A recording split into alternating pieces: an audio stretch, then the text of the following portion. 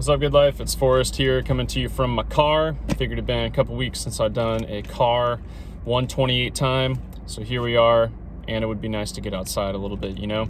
So today, I just want to come to you from our Good Life Journal, and I want to quickly say, if you're not reading along in the Good Life Journal, that is totally okay. It's not like a required reading plan for our church. However, I would encourage you that as a follower of Jesus, be regularly in the scripture and be a part of some type of regular scripture study. For me, I really enjoy the Good Life Journal because it's a read through the Bible in a year plan. So you get some Old Testament and some New Testament. For instance, right now we're reading through the book of James in the New Testament. We're also reading through 1 Samuel in the Old Testament.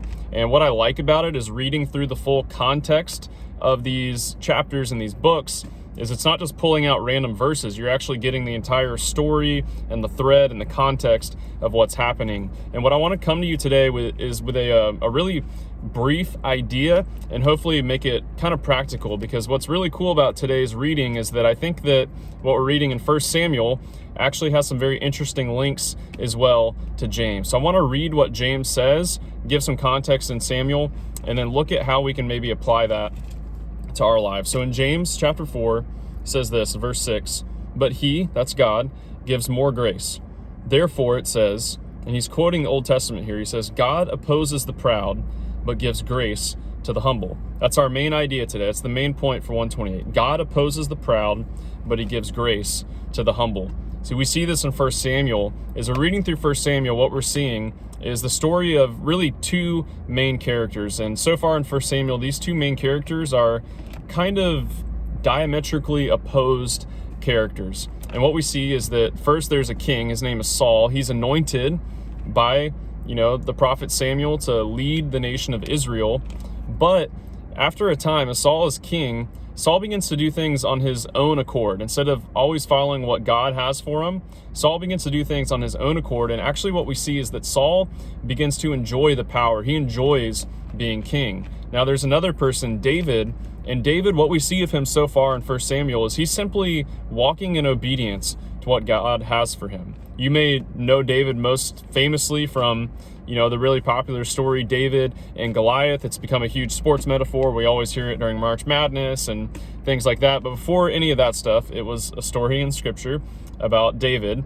And what we see in David and Goliath isn't David coming out and boasting about himself and his accolades and his, warrior self. What we see is Goliath goes out and he begins to blaspheme against God. He begins to blaspheme against the nation of Israel. And David isn't looking for a fight, but he looks around at the army of Israel and is just like, is nobody going to do anything about this? Like, you guys are just cool with Goliath speaking blasphemously about our God?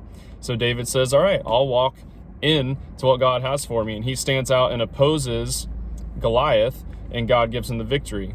Now what happens is the people of Israel, they begin to kind of spread this reputation of David as being somebody who the hand of God is on and who God is really using. And Saul gets jealous of this and begins to make all these power grabs and eventually goes for David's life. Now there's so much context here, but what I want to get out of this is that when we begin to take things in our own hands and we begin to fight for our own name and our own accolades, I believe that what we read in James is that we're putting ourselves in a position to be opposed by God.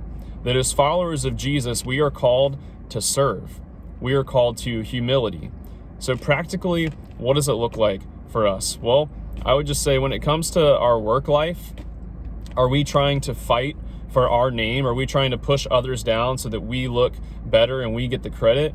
Or are we okay with the idea? Because it's a really hard concept because we don't always necessarily see it with our physical eyes. Are we okay with the idea that God sees what people don't? Are we okay with walking in humility and allowing the God of all creation to give us grace?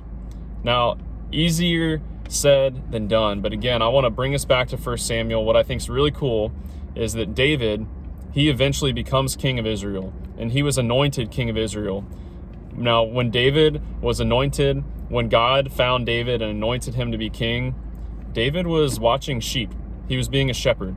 He was like the least guy that people thought was going to be king.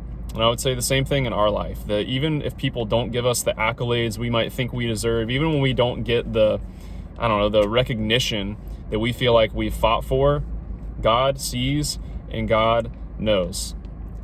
And for us as followers of Jesus, let's be content today to walk in humility, because God opposes the proud, but he gives grace to the humble.